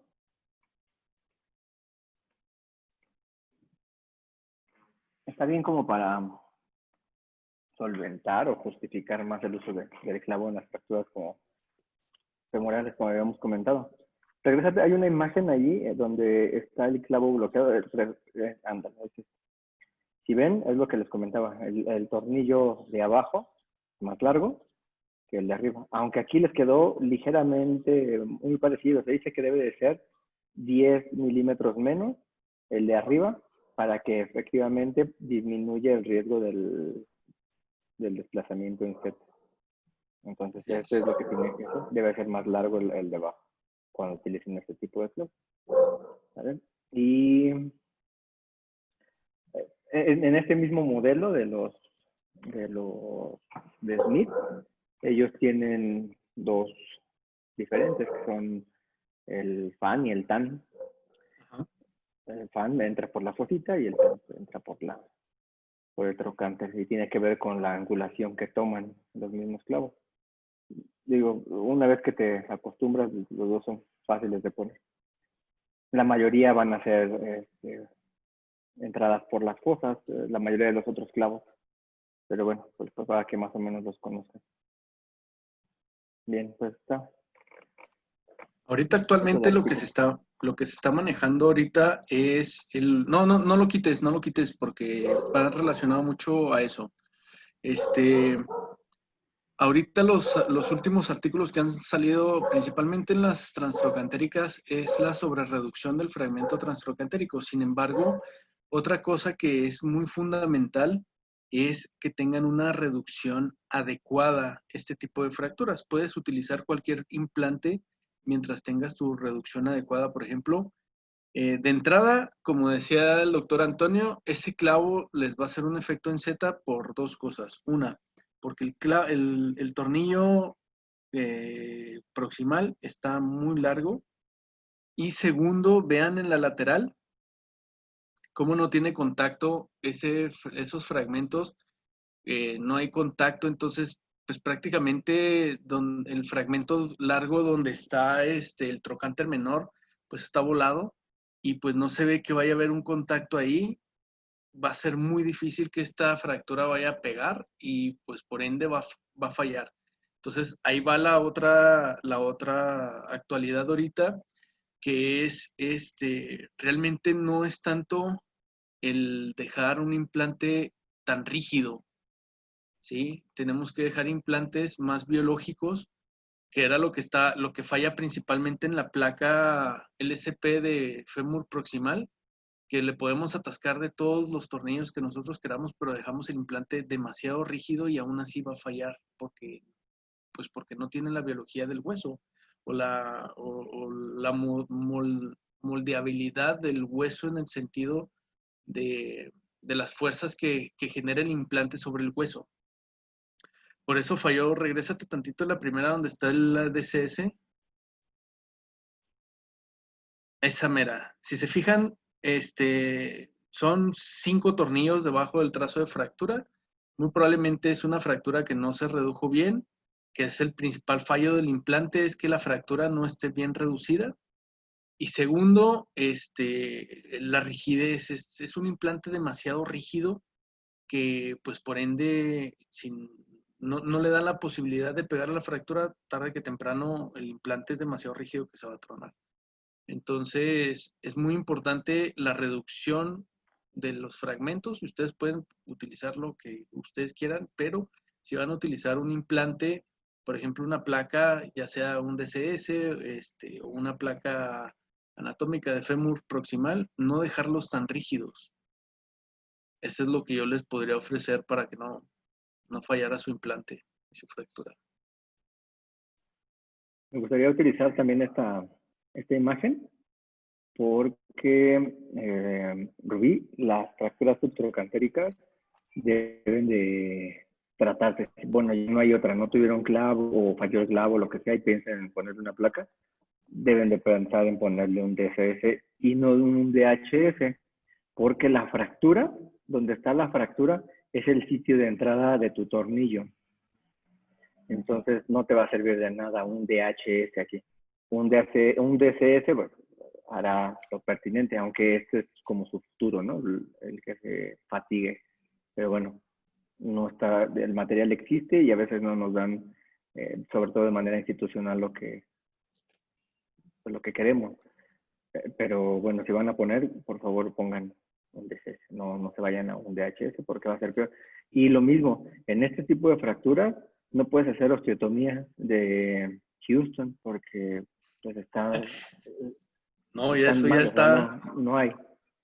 Ni siquiera, o sea, están indicadas en las fracturas transtrocantéricas. En una fractura subtrocantérica, pues no sé a qué le harías la osteotomía o como para qué, si no la podrías validizar, ni la podrías impactar, ni nada. No cumpliría con el fundamento de la osteotomía. Eso es como tipo, digo por lo de Javier, ¿no? Que es el paciente con el que estamos tratando, entonces va ya encadenado a una serie de errores, pero son errores así como muy básicos que no deberían de. Pero yo no quería ponerle ni hacerle eso. No, yo lo entiendo, ustedes están sujetos a un adscrito, ¿no? O sea, y le pusimos el DHS porque el doctor quería hacerle un Hickstone Diamond. Entonces, pero porque pues yo no sé. No, sí está bien. Yo entiendo que donde manda el adscrito, pues ustedes ya. Pero vaya, hay que tener argumentos también. O sea, si yo me pongo necio y no me dan argumentos, pues voy a seguir con mi necedad, ¿no? Pero si ustedes me argumentan algo y me hacen ver que yo estoy equivocado, mi forma de pensar seguramente cambiará. Seguramente nos van a O correr. sea, nosotros no tenemos la verdad absoluta y eso lo tenemos que, todos lo debemos tener claro. el de hacer las sesiones y todo esto, yo también aprendo. Hay cosas que ya se me olvidaron o que nunca revisé también como se los quise ver, ¿no? O hay cosas nuevas. Entonces también ese es el chiste de que el resto de los adscritos estemos al pendiente de esto, de artículos, de cosas nuevas, de quitarnos los vicios que traigamos.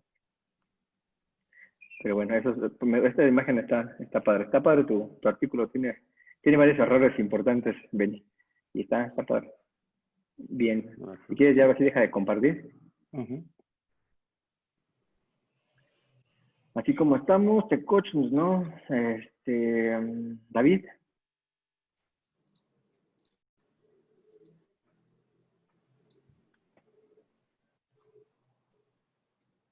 ¿Ya me escuchan? Sí, escucho. Hice unos artículos. Díganme si pueden. ¿Ahí pueden ver el artículo? Ya. Revisé varios que hablaban de, a mí me llamó la atención el uso de bifosfonatos relacionado a las fracturas de fémur. El artículo que yo revisé es este.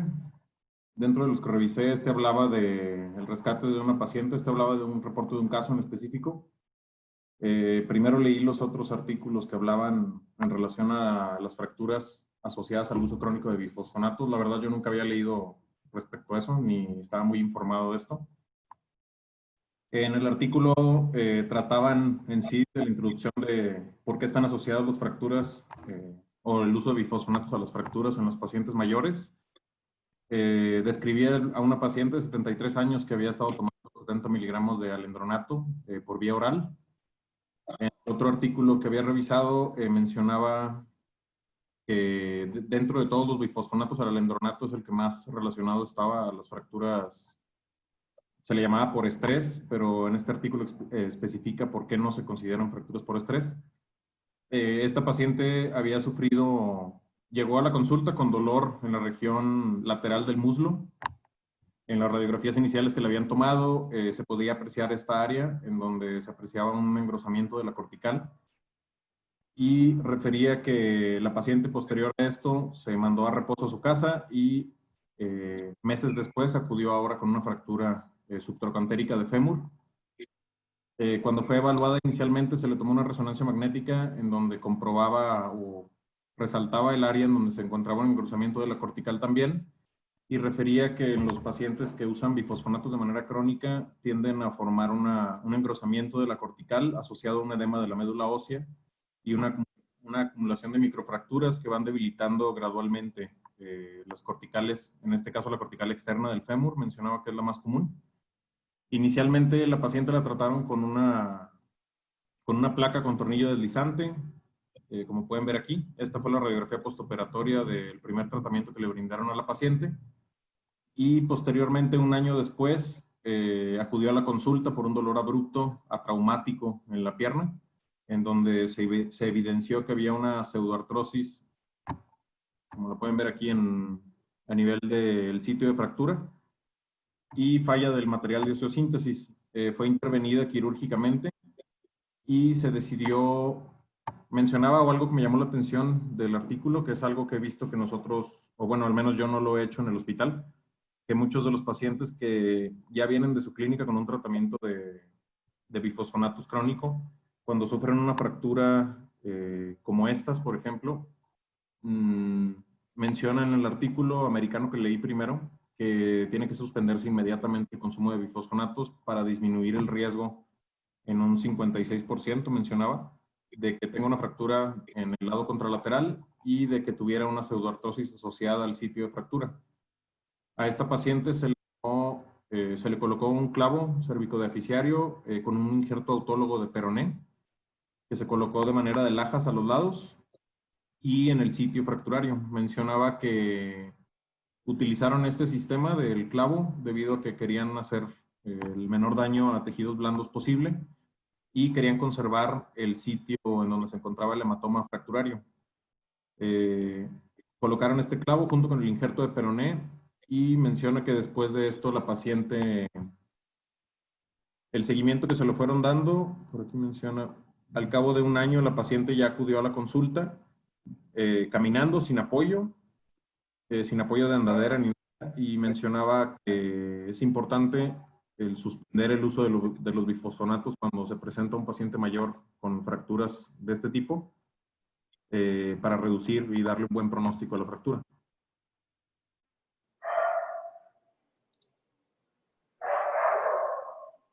No sé si alguien tenga alguna duda o alguien haya leído algo. Oh, shit. Bueno, mira, te voy a hacer un comentario del artículo. Ponla iniciales. Es lo que les comentaba en cuanto a la rigidez de los implantes.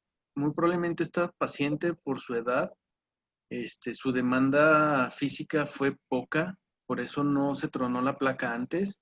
Esa placa definitivamente está mal puesta. Tiene demasiados tornillos distales, y el clavo donde va el tornillo deslizante no es la mejor zona en donde debe de ir, porque aparte utilizaron una placa, como dijo el doctor Antonio, de 135 grados, y en este tipo de fracturas lo ideal es utilizar una placa de 95, un DCS. Esta fractura de por sí iba a fallar. Tendría que ser un paciente que fuera joven para que pegara el hueso muy rápido, pero realmente de entrada iba a fallar. Nada más era para ejemplificar lo que les había comentado de lo de la rigidez del implante. Y en cuanto a los bifosfonatos, sí es muy común el uso prolongado, genera fracturas por lo mismo que les comentaba, rigidez. Los bifosfonatos generan un hueso rígido, y por ende nos genera fracturas patológicas, ¿sí? En este caso, por ejemplo, una fractura con un trazo, se me fue ahorita el nombre, pero es un trazo específico que manejan este tipo de fracturas por el mismo hueso que genera rigidez.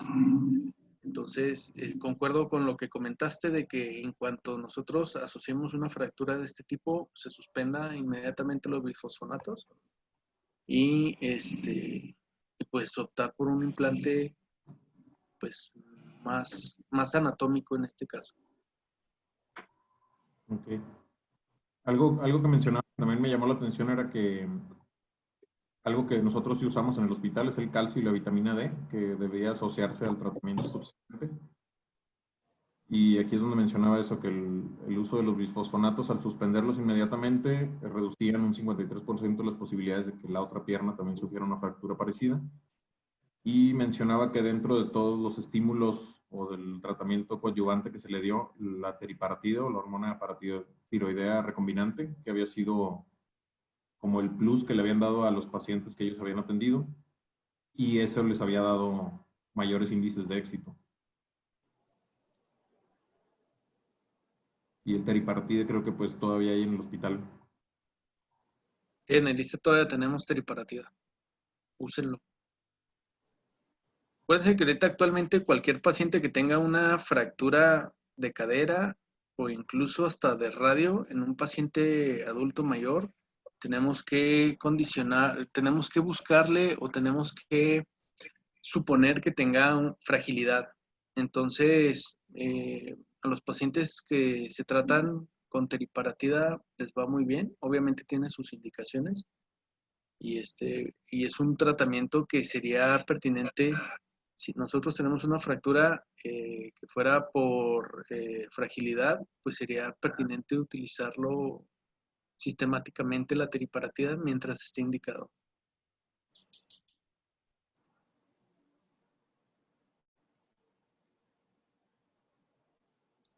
Preguntas de examen, los adversos en el uso del teriparatide, de los difosfonatos.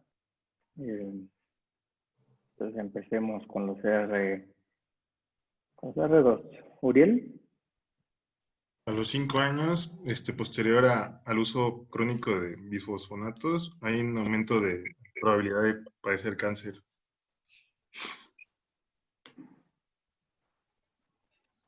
¿Cáncer de qué? Osteonecrosis del maxilar.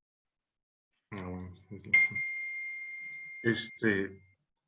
Me acuerdo que eran, bueno, principalmente eran mujeres, y era cáncer de ovario y de mama. Después de los 5 años. Necrosis del maxilar es como la principal que les van a preguntar. Y lo que les decía el doctor López es la esclerosis ósea. Y es un clásico, esto que acaba de presentar TAF, es una esclerosis tal cual, y va a generar este tipo de fracturas por esclerosis o por un hueso rígido. Acuérdense, también les he platicado más o menos, cuando son fracturas subtrocantéricas, que no son por alta energía, como bien mencionó Pedro, que son un trazo transverso o un trazo simple, en un paciente que no sufrió un accidente de alta energía, siempre son en terreno patológico. Entonces debemos de considerarlas así. O tiene un tumor o está utilizando este tipo de situación de los bifosfonatos. Igual en el uso de los bifosfonatos con cualquier otro tipo de pacientes, es muy clásico que los pacientes van a llegar con ustedes fracturados, las viejitas fracturadas de ni siquiera subtrocantéricas, transtrocantéricas, y les van a seguir dando el tratamiento que ya llevaban de bifosfonatos, o en la calle igual les van a preguntar, oye, se fracturó, ¿le puedo dar algo para que sane rápido? Y hay médicos que les dejan caer sus bifosfonatos. ¿Ustedes están de acuerdo en el uso de este tipo de medicamentos en fracturas agudas? Sí, ¿por qué? Y no, ¿por qué? Pues tú que leíste el artículo.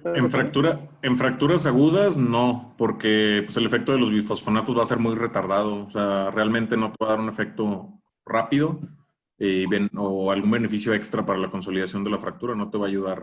O sea,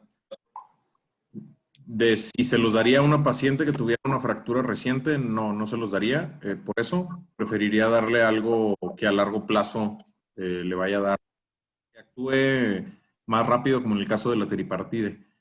El inicio del uso en bifosfonatos decía, según el artículo que revisé, que eran hasta 12 meses donde se empezaba a ver ya un aumento de la concentración mineral ósea, pero pues ya para ese tiempo ya, pues la fractura era, digamos, reciente en ese momento y pues no le va a dar ningún beneficio el uso del bifosfonato. ¿Tú, Solorio?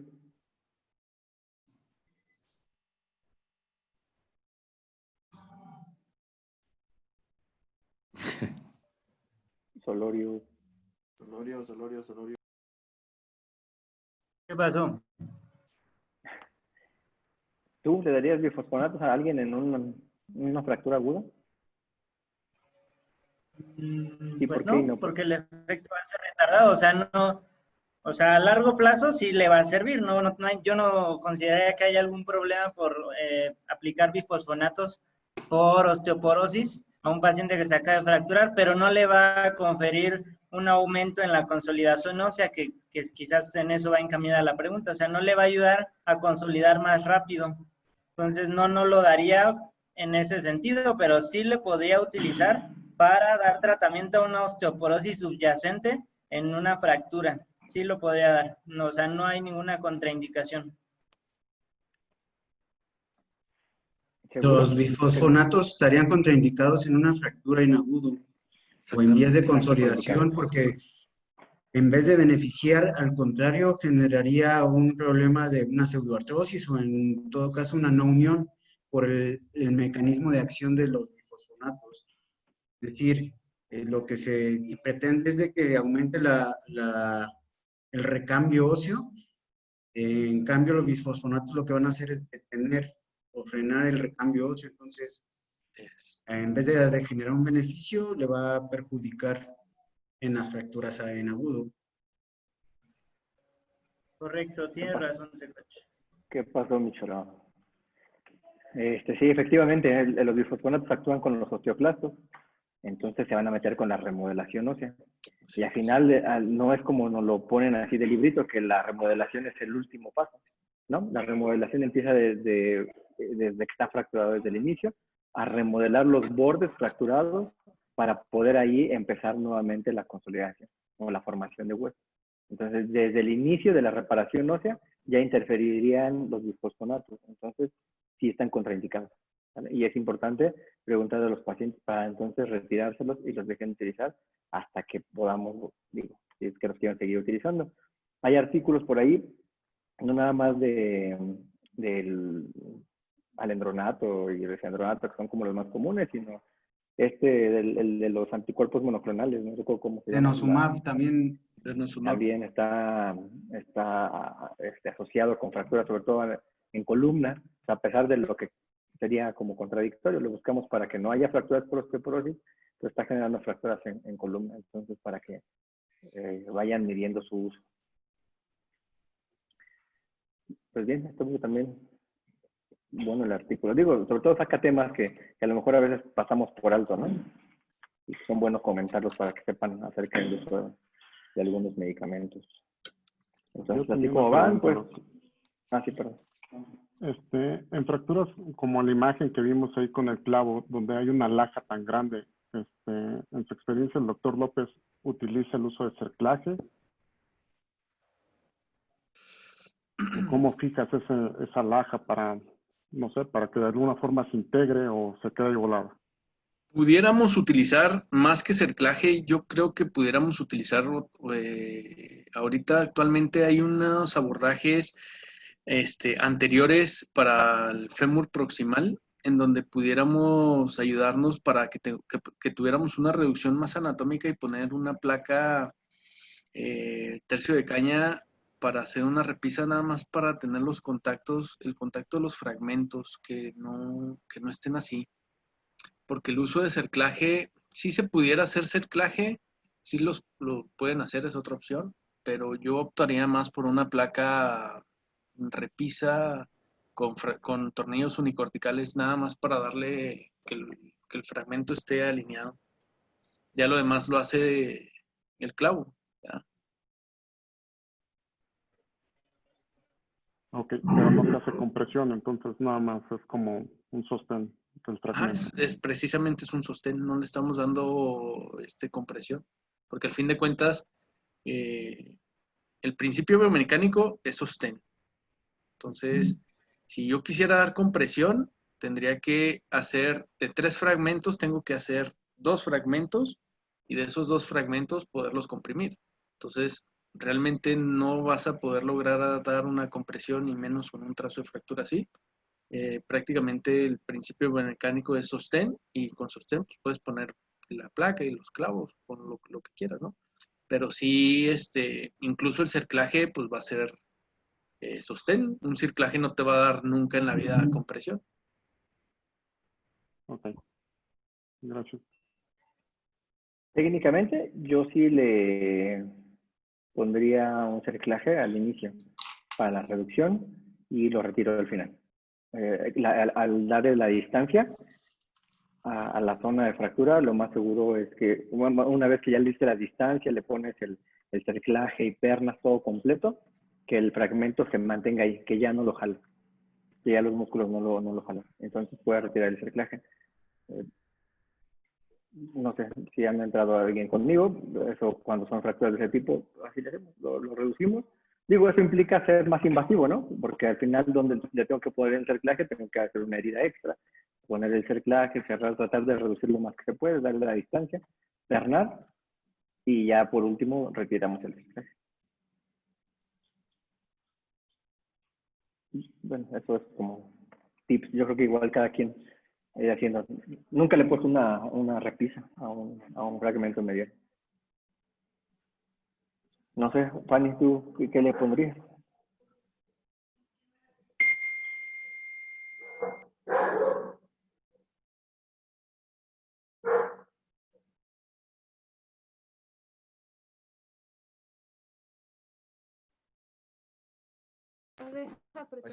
¿Ya me escuchan? ¿Sí se oye? ¿No se oye? ¿O sí? Sí, apenas estamos escuchando. Ah, ok. Pues generalmente la escuela que tenemos aquí es la colocación de cerclaje. Digo, mal aplicado, en algunas ocasiones también me tocó ver que, por ejemplo, llegaban a colocar sutura, ¿no? Que no es lo ideal, pero bueno, la intención era que hubiera mayor contacto en esa zona, pero sí, generalmente aquí yo le hubiera colocado cerclaje.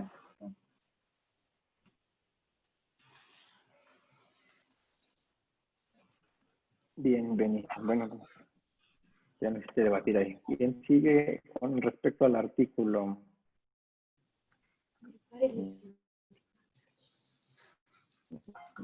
Pues habíamos cambiado de orden. Pues ya nada más falta Luis y Angie, ¿no? Santo no tiene internet, Doc. Se acaba de salir. Ok. El viejo truco. El viejo truco de no pague el internet. El viejo truco. Se le fue la luz. Hasta ahí. Espere, Es guasa, te es mando guasa. una- Es de la acta ortopédica sueca en cuanto a la falla de osteosíntesis en las fracturas subtrocantéricas y en el uso de una artroplastía, aunque aquí es primaria, no son prótesis de revisión en fracturas subtrocantéricas. El autor principal es Ender Enochson.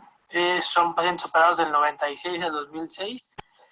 Se juntaron 88 fracturas y bueno, el objetivo era determinar el riesgo de la reoperación y ver qué riesgos de segundo tratamiento después de la falla de una osteosíntesis había. De los 14 de los 88 pacientes fueron reoperados. Ese fue el resultado más significativo, según ellos mencionan, con un índice de reoperación del 16%, 6 por fracturas peripotésicas, 5 por infección y 3 por luxación, con una P significativa de 0.06 y un índice de confianza del 1 al 1.3.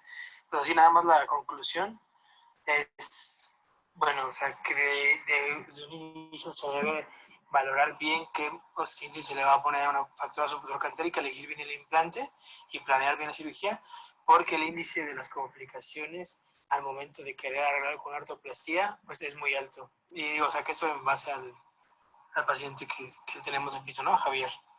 Las complicaciones después de tratar con una artroplastía, pues son un porcentaje muy alto.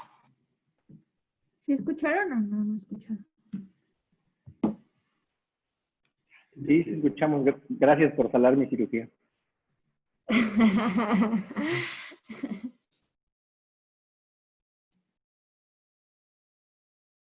Eso es el de él. Yo encontré un artículo que habla acerca del desplazamiento de un tercer fragmento en las fracturas diaficiarias de fémur, que el gran desplazamiento de los fragmentos va a predisponer a la no unión de los mismos. Déjenme, es que lo bajé en mi teléfono. Ay, no sé si lo puedo poner aquí. Dame un segundo.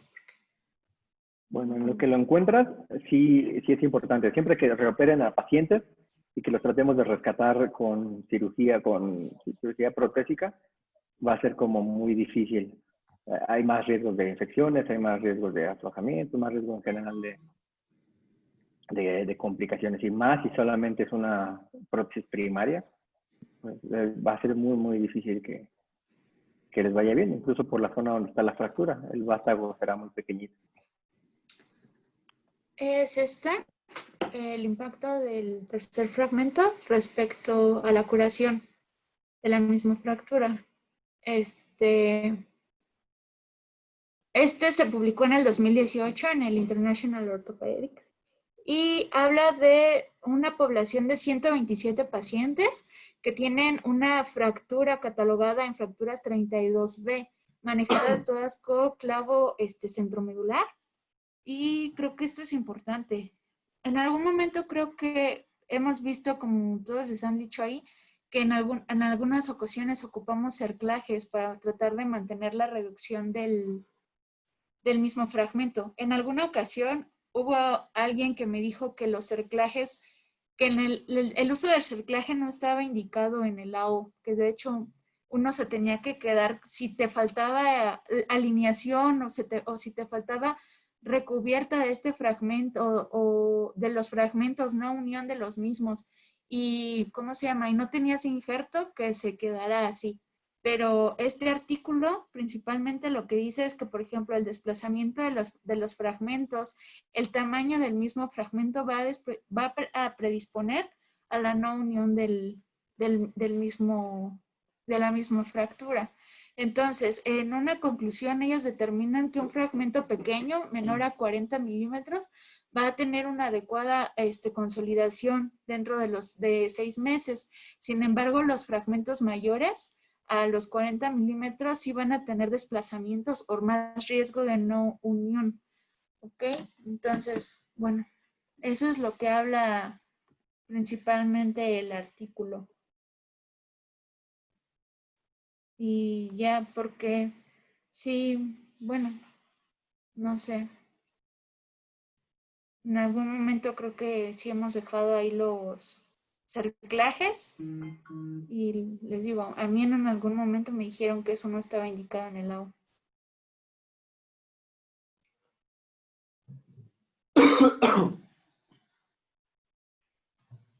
Sí, ¿no? No, también yo creo que lo ideal no es dejarle el cerclaje. Hice mención que solo en la técnica quirúrgica lo podía utilizar y después lo retiraba.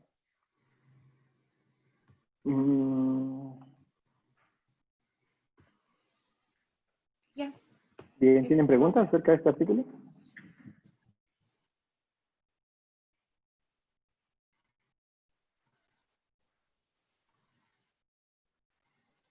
Va que va. ¿Algo más que agregar? ¿Alguien?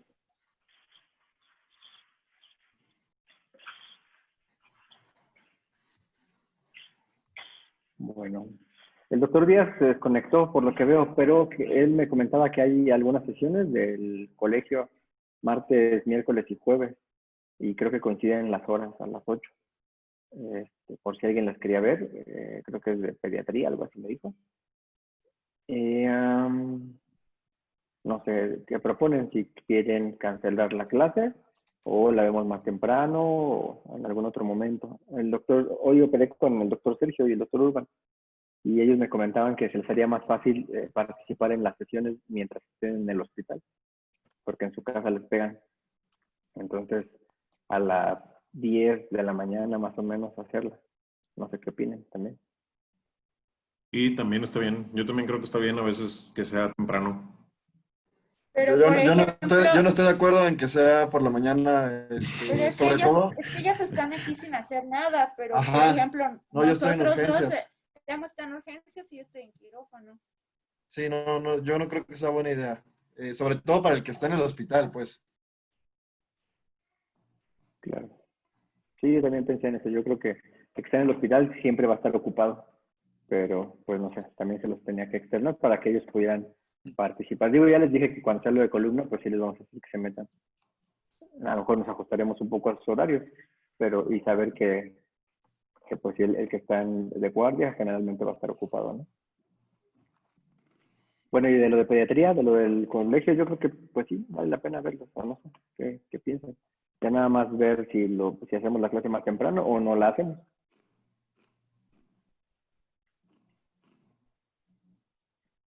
Pues es que todos los días hay sesiones, pero son a las 8:30. Se están quejando. Muy bien. No. Yo digo que las del colegio, pues que se conecte quien quiera, pero está mejor nuestras clases en el sentido de que aprendemos lo que tenemos que ver para nuestros exámenes.